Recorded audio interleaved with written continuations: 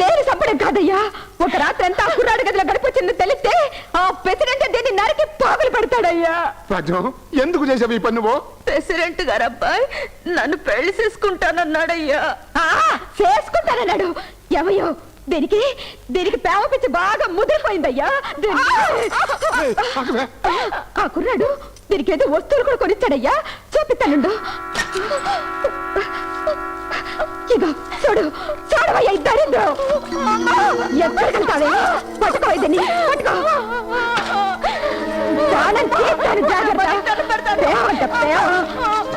అయ్యో వద్దమ్మా, కాల్చొద్దమ్మా, వద్దమ్మా.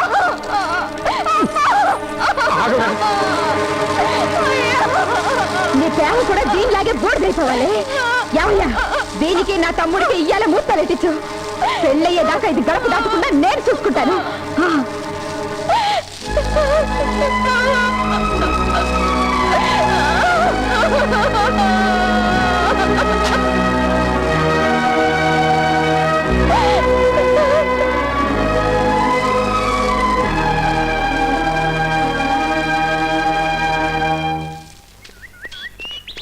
ఒరే డుంబు,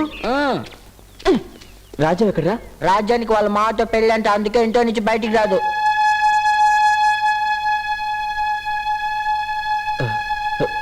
నువ్వైతే పొరపాటుగా వినుంటావు. రాజ్యం నాకేనా ఉత్తరం వచ్చిందా? ఇస్తే ఆ త్వరలోనేగా పెడుతుంది, చూసుకో.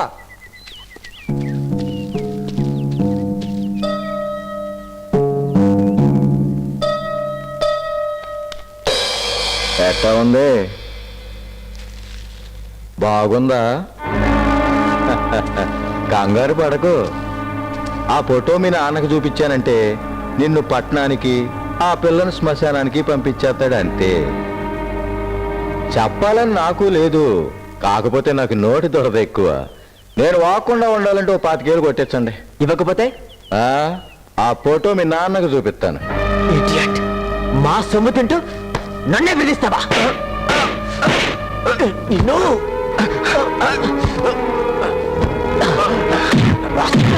బాబా ఎంత ధైర్యం నీకు?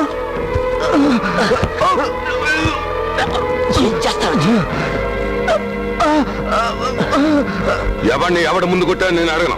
అసలు ఏం జరిగిందిరా? తప్పు బాబుదేనయ్యా.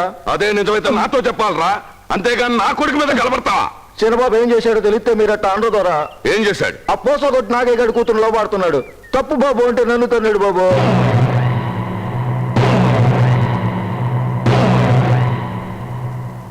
నీ దగ్గర సాక్ష్యం ఉందా? ఉందయ్యా. ఆ చెట్టు తోటలో వాళ్ళిద్దరూ కలిసి దిగిన ఫోటో ఉంది. వెళ్ళి తీసుకురా. అట్టగానయ్యా.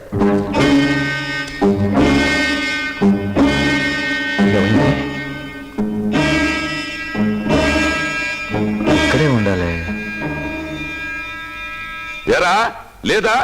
ఏడే ఉండాలయ్యా. రే కేశాలు,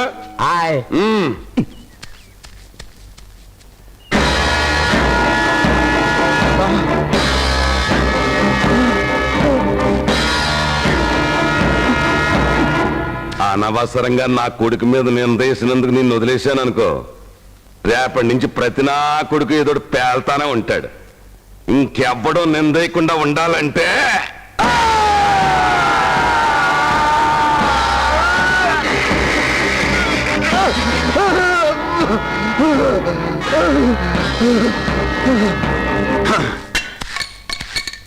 రేయ్ నువ్వేం భయపడమాక.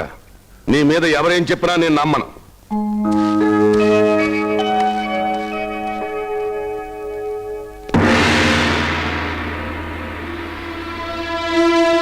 ఫోటో నేనే తీశాను. నువ్వొక పేదమ్మాయిని ప్రేమించినట్టు అబద్ధం చెప్పాడని గణపతి వేళ్లు నరికాడు మీ నాన్న. అదే నిజమని తెలిస్తే ఎందరి ప్రాణాలు తీస్తాడో తెలుసా? తెలుసుకుందు గాని రా. ఇదేమిటో తెలుసా? ఖర్చు లేకుండా మీ నాన్న కట్టించిన సజీవ ప్రేమ సమాధి. మీ నాన్న ప్రేమకు చేసిన సన్మానానికి గుర్తుగా మిగిలింది సమాధి. ఇది ఢిల్లీలో విదేశీయులు సందర్శించే సమాధి కాదు. తమ నజరానాకు చిహ్నంగా నవాబులు కట్టించిన గోరి అంతకన్నా కాదు. ఒక అమాయకురాలు ప్రేమ అన్న నేరానికి ఎలా బలైపోయిందో చాటి చెప్పే సమాధి. జాతి పేరుతో జరిగిన ఘాతుకానికి గుర్తు ఇందులో ఉంది. కులం పేరుతో జరిగిన ఘోరానికి సాక్షి ఇందులో ఉంది. అంతస్తు పేరుతో జరిగిన నరబలి జ్ఞాపకం ఇందులో ఉంది. ఆ గుర్తు కస్తూరి, ఆ సాక్షి కస్తూరి, ఆ జ్ఞాపకం కస్తూరి. వింటావా ఆ కస్తూరి కథ?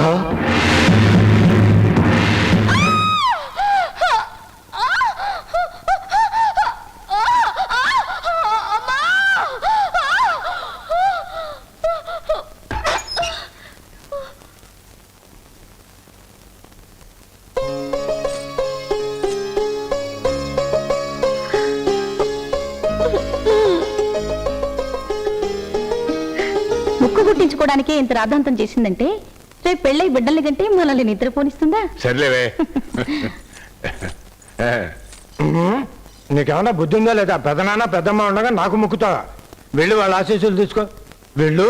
రేయ్, పెళ్ళిడికి వచ్చి బిళ్ళ పట్టుకుని ఏమిట్రా మాటలు? అవునన్నయ్య, ఈ ఇంటికి నువ్వేంటి తలకాయ, నేనేంటి తోకని. చెప్పరా.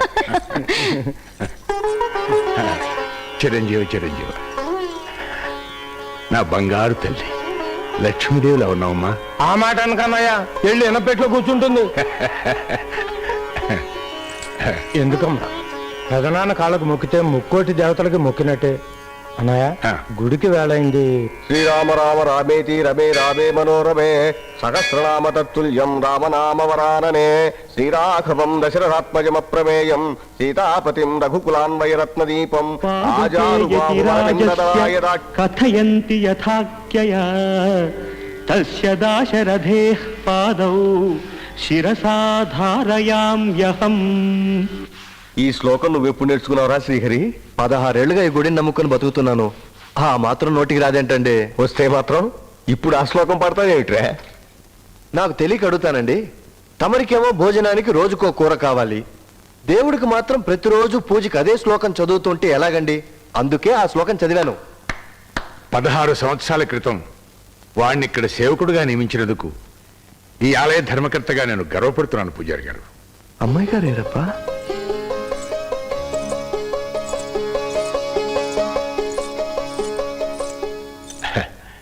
పూజారి గారు, అమ్మాయి రేపటి నుంచి సంగీతం నేర్చుకోబోతుంది. గాన సరస్వతి కావాలని మీరు ఆశీర్వదించండి. శుభం. అభీష్ట సిద్ధిరస్తు. అమ్మా, కొబ్బరికాయ గుట్టు. మంగళం కోసలేంద్రాయ మహనీయ గుణాత్మనే చక్రవర్తి తనూజాయ సార్వభౌమాయ కొబ్బరికాయ కులిపోయింది పెదనాన్న. పర్వాలేదమ్మా, రేపు వచ్చి మరో మంచికాయ కొడుతుగాలి. దండం పెట్టుకో.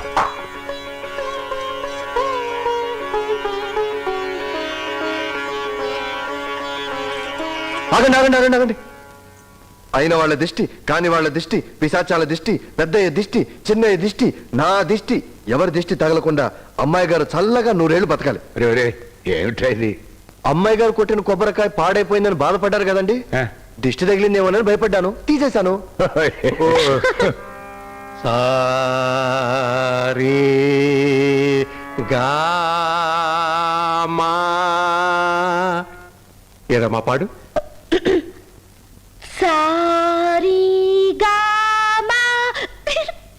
కళాకారులకు సిగ్గు బిడియం భయం ఉండకూడదమ్మా. కొత్త కదా నాన్న, పోనీ నేను నేర్పనా? సంగీతం నీకు వచ్చా? దానికి నేను ఐశ్వర్యం ఇవ్వలేకపోయినా నా దగ్గర ఉన్న కళ మాత్రం ఇవ్వగలిగానమ్మా. మాస్టారు, అమ్మాయి గారికి ఈ దేవుడి ప్రసాదం తినిపించండి, కోకిల స్వరం వస్తుంది. నూనె వస్తువులు తింటే కోకిల స్వరం రాదు నాయన, గార్ధవ స్వరం వస్తుంది. చాలండి, రోజు నేను తింటున్నానుగా, నా గొంతుకు ఏమైంది?